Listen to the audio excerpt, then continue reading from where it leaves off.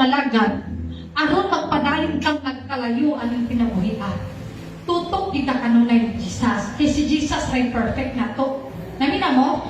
He is the only one who is perfect. He is the only one who is blameless. He is the only one who is righteous. Mula kung makita galing mo ang pagkahuyang sa imo isip ka tao, tanawa tayo ang pagkakusgan sa Ginoo. Makita galing mo ang iyong pagkaama, tanawa ang pagkalindot sa Ginoo. Namina mo? Kung nakita niyo nga nagpuyo siya in an unholy life, tanawa ang pagkabalaan sa Ginoo. Kaya lihang paagihay so makapadayon din ka. Right? Because when we are focused to Him, ang atong mata na built-in tayo sa pagkabalaan, sa gugma sa grasya o sa Ginoo. Then we will start seeing people using the eyes of the Lord, full of love and mercy and consideration. Are you there?